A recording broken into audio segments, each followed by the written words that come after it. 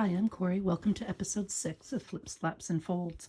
Once again, what we were going to do, this simple little trifold pocket with place to write and turned into a belly band, was changed because Miss Gail Augustinelli, she and some others had been mentioning that Mandalorian is a great show, and that she had binge watched it. So I started watching it the other day, and when I was going to be making these, and I pulled out my scraps to sort my scraps while I was watching it. And while I was doing that, I found this piece that I had had in my scrap bin for a while. I'd been meaning to do something and I just hadn't done it. And then that kind of segued into doing today's Flip, Flap, and Fold. So what we're going to be doing today is really almost embarrassingly easy. It is literally one piece of 6x6 or 8x8 or whatever cardstock cut in half, scored twice, and there it is. It is a little flip book that you can close like I had here, or you can, it's got a dual purpose basically. So you can put it in your album, absolutely just like I did, or you can use it as a little treat or a gift for a friend. And it's got a pocket in the front. I've got a notepad in the side, but you could put more pockets over here. It's got a little pocket or a tuck spot right here, and then it has another pocket on the side, and it's got a large pocket in the back. So I'm going to show you really quickly how to make these. And yeah, I held it because I've got the notepad in there. It's a little bit thicker, and I used one of those little bulldog clips, a little tiny bulldog clip to keep it closed. But Tim Holtz paper clip works for all or anything, actually. You can even tie it if you wanted to. So this is what we're going to be making. Oh, and the inside of this, the one you know what, I forgot. I have a Tracy label I was going to put there. I'll finish that up. But that brings me to another point. And here I put start each day with a grateful heart because Gail likes to end her messages or end her videos with have a grateful day. So that was my Sutton thank you to Gail. Tracy label, that's what somebody asked me the other day why I don't generally decorate these. Well, this is an idea book. It's not necessarily a journal that I'll be using to write in, but rather one that I'll use to give myself ideas to create other journal pages and stuff. So I'll do decorate it every once in a while when I have an idea, but for the most part that's not the intent. Like right here, I haven't decorated this one yet. But if I feel like it and it's bugging me that it's not decorated, then I'll come back in and decorate them later. So that's why a lot of times I just give you the base.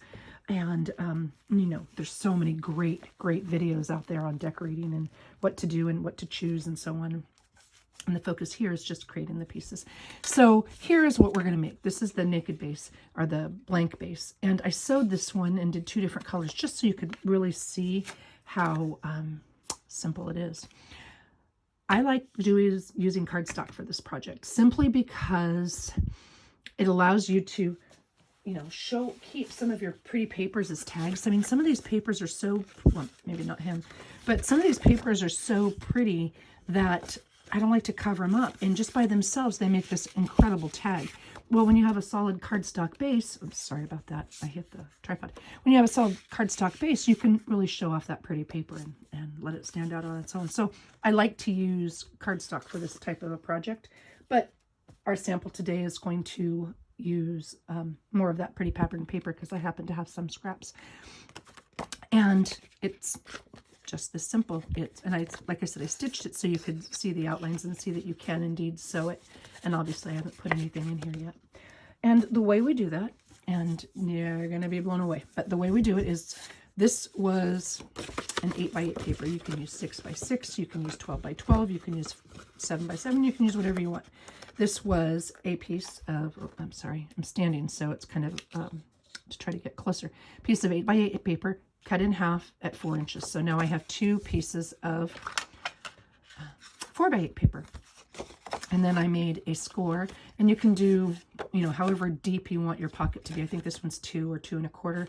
I generally do 2 1/4 with this size, but whatever you want.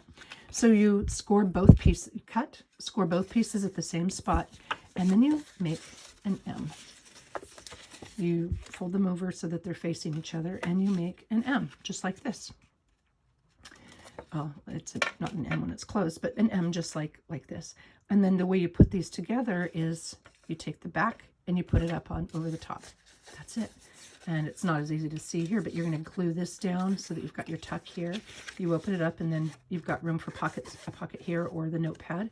You've got your tuck spot here, and then you've got your tuck spot in back. You could also glue this side down and take a divot here and then have a top tuck spot if you wanted to, but you get more real estate this way.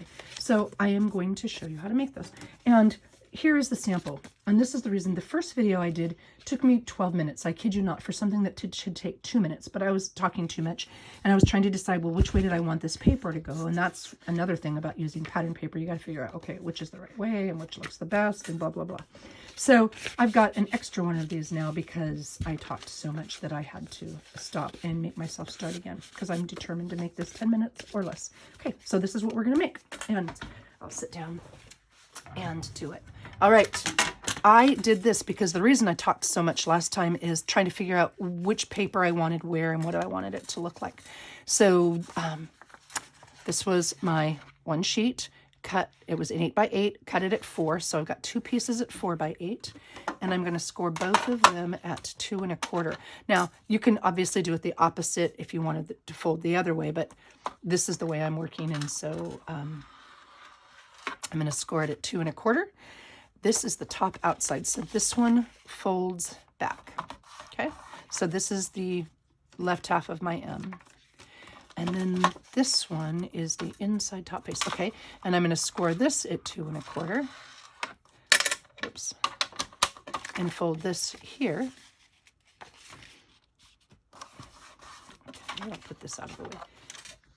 And now I'm going to bury the pieces that I need next. Okay. So there's my M, and I'm going to take the back piece, the right side of my M, and put it over the top. That's it. That's all there is. And I'm going to glue this edge here. Oh, the top edge, I should say, and the bottom edge. And you don't need a lot of glue because art glitter glue is strong. Oh, you know what? I meant to pull out. Some people have told me that art glitter glue doesn't work well for them, or they don't care for it as much. Gina K Connect. Oh, see, now I'm wasting time again. Gina K Connect is another really great. There we go. I know I have it in my adhesive bin. As another really great glue that holds really tight. You don't get nearly as much glue for your money, but it works really well, and it might be easier on people with arthritis. So I glued that side, and I'm going to, so I glued the top flap or tuck spot down, and now I'm going to do the bottom one. And I'm going to do the same thing. Again, if I wanted to make this a top tuck, I could just glue here and then take a divot out of the top. And that is there like that. And I glued this in advance so that I could make that 4th spot. And here is the, well, I guess I could, now I'm going to keep it the way I've got it. And it's just a little snippet or a scrap piece of paper.